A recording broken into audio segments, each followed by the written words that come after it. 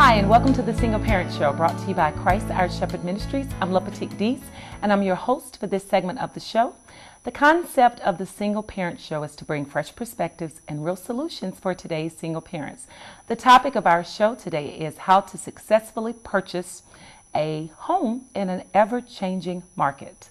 Please welcome to the show Paul Jamison. Hello. Hi, great. Thanks for coming. Glad to be here. Yes, so you have a radio show. So tell us, yes, what are some of the things that you talk about on your show that would be very informative for our listeners? Well, it covers everything because it's live. We get phone calls from all types of folks wanting to know questions about the market, interest rates. We have a mortgage person on every week. Wonderful. We talk about bugs. We talk about roofs. Fences. We talk about areas. We talk about fences. Credit scores. Yes. All kinds of great questions right now in this marketplace. Well, you know, one thing we promised was fresh perspectives and real solutions. So I'm going to encourage you. This will be a very informative session. Please get a paper and pencil, pen, and take notes. How do you get started? That's the million-dollar question we all want to know, especially first-time home buyers. How do you get started? Well, the real question, first of all, is what is your credit score? That is a huge player right now in this marketplace because finance companies, whether they're a mortgage broker or a banker, are going to look at your credit score. Yes. How well do you handle credit? And they look at that now more than they've ever looked at it in the past. And what is a pretty good number? Where should most people be? And I know it will vary based on the lenders, the terms that they've been on their job, and debt to ratio, and some other factors, but what typically is a good number? Well, right now, they're looking for a credit score at least higher than 660. And it can, and even some loan packages won't take anything under 720. It really depends on the type of loan that you're doing and how much money you're trying to borrow. So you get with a mortgage broker quickly and you can look at different packages and then match that up with your credit. Okay, and speaking of matches, there were a number of programs years ago, and we know, needless to say, the economy has changed dramatically. I mean, it's not, the affordability is just pretty stifled now. So what about match to match? What does that look like? A lot of the companies that, you know, for instance, if you put up $1,000 for $1,000, they would match that. Are those companies around anymore? It kind of makes me sad to talk about those things because I think now they're just not doing them. We're seeing them changing on an ongoing basis. A great example are even some of the loan programs by the government. There's one called USDA, which is United States Department of Agriculture. They have a loan program for certain areas of our region. There's several areas in Mid-Hill, in North Carolina, and Union County that are part of USDA and other counties. And it's a 100% loan. Wow. And sometimes they have funding, and sometimes they don't. So get again with a loan officer. I don't mean to be repetitious, but they kind of know what's active right now.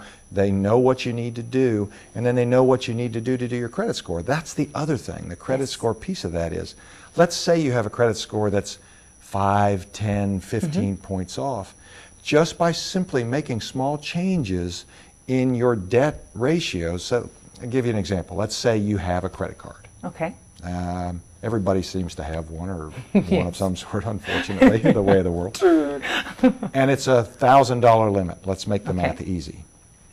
If you owe on that credit card more than 33%, so if you owe over $330, $333, your credit score will go up higher than it will if you owe $333 or less. So let's say you owe $500 or $750, pay it down to $330 and your credit score will go up. Wow. Yeah. Wow. Yeah. Simple concept. It used to be in the old days, that too many credit cards was a bad thing. Yes. Now actually, the more Credit cards you have, and the older they are, the better that is for your credit score. New credit cards don't help you, so don't run out and buy and enroll in a bunch of credit cards. But if you have older credit cards, don't cancel them if they don't have a balance. Keep them. It will help your credit score. It'll hurt your credit score to get rid of those. Okay. So. And so we should stay away from the car loans, the new car loans, if you're interested in purchasing a home, I'm sure. Yes. Yeah, it's happened so many times, and unfortunately, it's just a part, I think, of our job as realtors and the mortgage broker's job to communicate to folks, if you're ready to buy a home, and if you're in the process of beginning to buy a home, don't go out and sign up for 90 days same as cash for the new appliances yet. Don't go out and buy a car. Don't do things that can or put things on your credit cards which put you over that limit. Because immediately, we've seen people, because they pull your credit the very day before you close, or sometimes that day. Wow. So they're going to look for those things. And if they find them, you will not get a loan if it takes you into an adverse credit score situation. So just be cognizant of that. And one thing that you've often heard is the more your credit is pulled, that it lowers your score. Is that true? Is that? Yeah, yes. it is within a certain period. I mean, if it's, for example, if you're shopping for a mortgage and 2 or 3 companies that you're shopping with pull your credit, Bank of America, say, Wachovia, or another loan organization, they don't typically hurt you. But if you get your credit pulled by, say, a car company, and then a mortgage company, and then some other type of company at the same time, it will affect you. But there's some time spans there and some things which can help you or protect you. And what about longevity on a job? That clearly plays an essential role. What do they look for as for terms relative to time frame that you've spent on a job? Yeah, I think each loan has its own set of circumstances. Okay. They look not just at the length of the job and the consistency of employment. Have I been a realtor for X number of years? Have I been a whatever for X number of years? If you stay within the same industry or related industries, they see you as more stable. Yes. Yeah, so that's always a good thing. Foreclosures versus short sales. Tell us a little bit about those. Okay, the first thing is, and this is a misnomer, and so I'll put this out there right now, foreclosure is a process. Okay. So when someone talks about foreclosure, they're talking about the process of being foreclosed upon or losing their home to the creditor. Okay. What people are really typically buying is a bank-owned property. So it's bank-owned versus short sale. And a short sale is still owned by the actual individual that has the mortgage.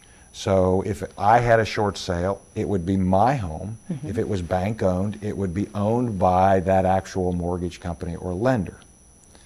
So a foreclosure, in my view, is much easier. I just said it. A bank-owned property is much easier to purchase than a short sale. Okay. For the simple reason that there are less layers involved, all the paperwork has been done, the title has been cleared, and you are negotiating strictly with the bank. Excellent. Now, there's caveats inside of that bank-owned property. There's addendums and attachments and documents. That's why a good realtor is always important to get involved with those kinds of things, and a good attorney. Okay.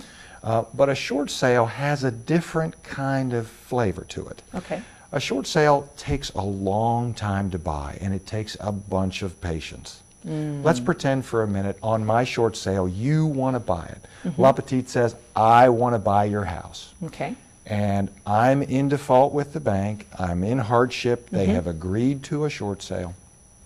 You make an offer to me, and I say, I accept.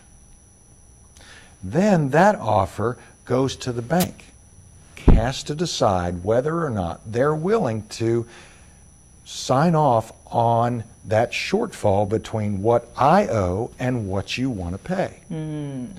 That process can take months.